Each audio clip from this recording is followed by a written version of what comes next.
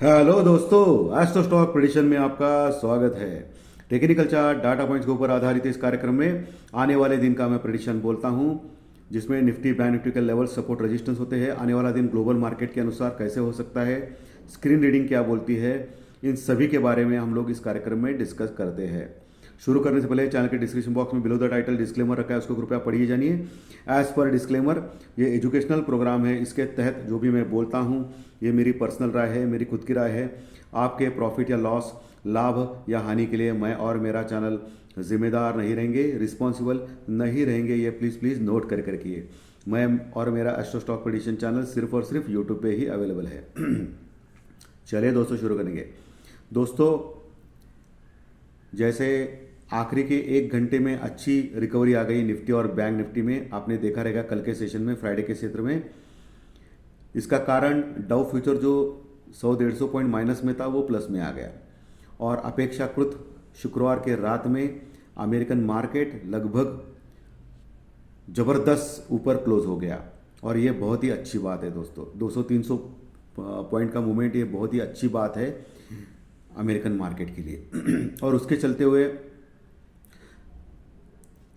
जो फ्यूचर्स है वो बढ़ना चाहिए, लेकिन बढ़ा नहीं दोस्तों। एसजेक निफ्टी अभी फ्लैट ओपनिंग के संकेत दिखा रहा है मंडे के दिन, मंडे 21 तारीख को एसजेक निफ्टी फ्लैट ओपनिंग के संकेत दिखा रहा है। एक्चुअली ऊपर के संकेत होना चाहिए, लेकिन फ्लैट ओपनिंग के संकेत दिखा रहा है। इसके बावजूद कि डो जोन्स जबरदस्त बढ़ा, 300 point is not a joke ना। 200-300 पॉइंट के ऊपर जो है वो इंक्रीज बहुत ही अच्छा माना जाएगा, यानी 1% के आसपास होता है, 1% के थोड़ा नीचे होता है, लेकिन अच्छा तेज सेशन रहा अमेरिकन मार्केट में। इसका असर लेकिन एसजेक निफ्टी के ऊपर कुछ भी नहीं है। सो ये थोड़ा सा खराब है। और सबसे इम्पॉर्टेंट चीज़, कल के दिन एशियन मार्केट और European market, Asian market specially flat to negative close हो गए, European market flat to positive close हो गए। और सबसे इम्पॉर्टेंट जो फैक्टर है कल के दिन के लिए वो क्रूड ऑयल दोस्तों, फिर से 3% घटा क्रूड ऑयल। आर्थिक तेजी मंदी की आशंका से घट रहा है। चाइना में कुछ जगह पे लॉकडाउन है, इसके लिए घट रहा है, और फिर से 3% का कट देखा गया क्रूड ऑयल में। तो $90 के नीचे कंफर्टेबली अभी क्रूड ऑयल है, और ये इंडिया के लिए बहुत बड़ी रिलीफ की बात है, क्योंकि हमारा इंपोर्ट का कॉस्ट कम होने वाला है। सो इंडिया के लिए अच्छा है।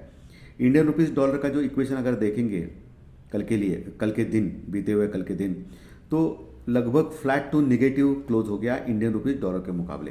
यानी इंडियन रुपीस 3 पैसा वीक क्लोज हो गया, यानी कुछ ज़्यादा नहीं है, फ्लैट ही कह सकते हैं आप।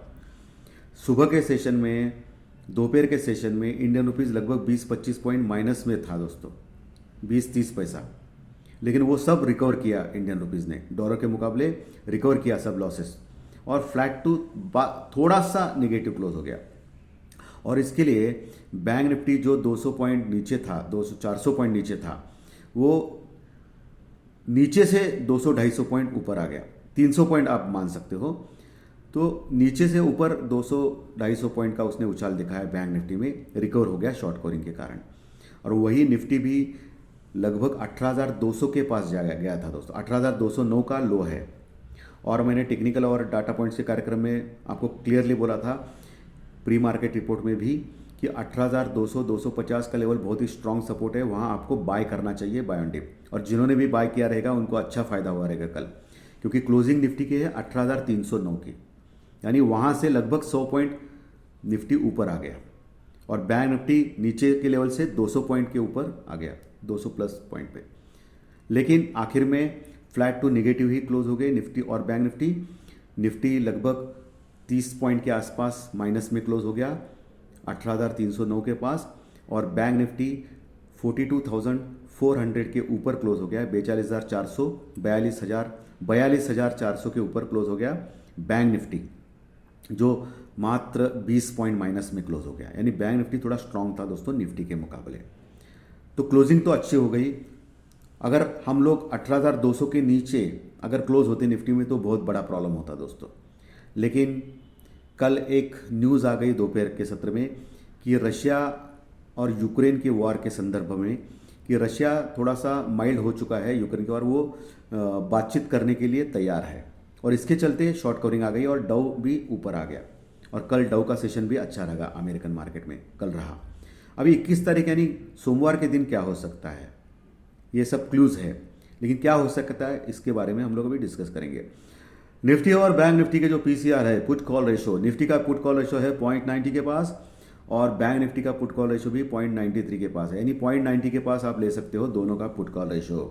तो ये अच्छा बात है। एक के नीचे पुट कॉल रेशो रहेगा तो बहुत ही कंफर्टेबल होता है, और एक के ऊपर ओवरबॉट होने लगता है, और अराउंड 1.45 निफ्टी और बैंक निफ्टी के पीसीआर ओवरबॉट होते हैं, वहां से प्रॉफिट बुकिंग आती है। लेकिन अभी क्या है, पीसीआर निफ्टी का 0.90 यानी एक के नीचे है, बैंक निफ्टी का भी एक के नीचे है 0.94।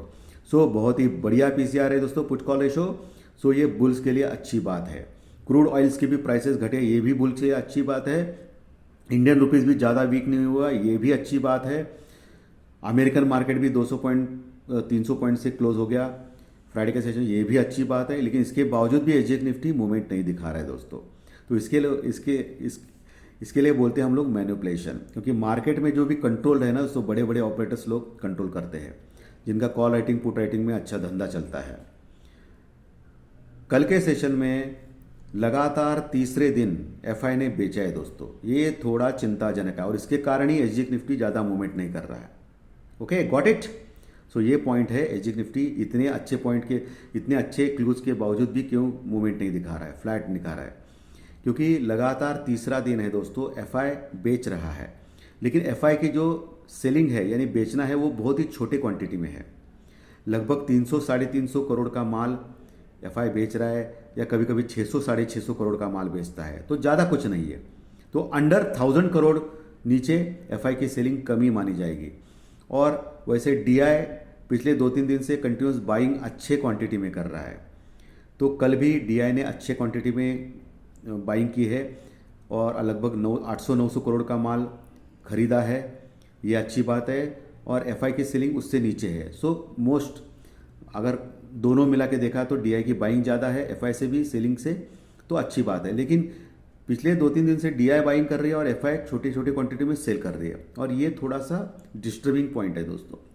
इससे क्या होता है कि आदमी को डर लगने लगता है कि अभी फिर से नीचे ना आए, क्योंकि एफआई ने सेलिंग किया तो आपको मालूम है कि एचडीएफसी बैंक जैसे दिग्गज शेयर, इन्फोसिस, टीसीएस जैसे दिग्गज शेयर ऑफलोड कर देते हैं एफआई, और इससे क्या होता है कि पोजीशन नीचे होता है। और वैसे इंडेक्स में एफआई की जो पोजीशन है अभी 60% के आसपास है लॉन्ग पोजीशन, यानी 60% ज़्यादा होता है दोस्तों।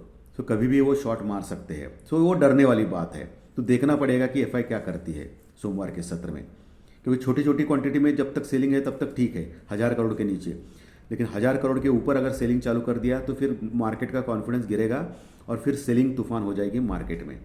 लेकिन मैंने आपको बोला है निफ्टी और बैंक निफ्टी के लेवल सपोर्ट रेजिस्टेंस क्या देखना है, हमेशा बोलता हूँ, पिछली बार भी, लेकिन अभी फिर से बोल रहा हूँ। सो निफ्टी जो क्लोजिंग हो गया 18,300 के ऊपर, अच्छी बात है। 18,300 के ऊपर पुट राइटिंग अच्छी हो गई है, सो ये सपोर्ट का काम करेगी निफ्टी में। 18,200 के पास ज़बरदस्त पुट राइटिंग है निफ्टी में, और ये बहुत ही बढ़िया सपोर्ट का काम करेगा निफ्टी में। जब तक 18,200 के नीचे यानी 18,180 के नीचे निफ्टी नहीं जाता है तब तक डरने वाली बात नहीं है। वो भी 18,180 नीचे 15-20 मिनट, आधा घंटा टिकना चाहिए, तभी फिर 18,100-150 का लेवल आ सकता है निफ्टी में मंडे के दिन, ये आपको देखना है। ऊपर निफ्टी को वही लेवल है 18,400 का। पिछले 15 दिन से निफ्टी 18,300 के लेवल और 400 के, यानी मोटा मोटी 18,200 से 400 टाइम पास कर रही है दोस्तों, पिछले 15 दिन से आप देख सकते हो। और बैंक निफ्टी 42,000 से लेके 42,000 से लेके 42,500, यानी 42,500 के बीच में टाइम पास कर रहा है। 42,500 और 42,000 यानी 42,000, 42,500, और निफ्टी 18,200 से 18,400 फुल टाइम पास चल रहा है, फुल ऑन टाइम पास।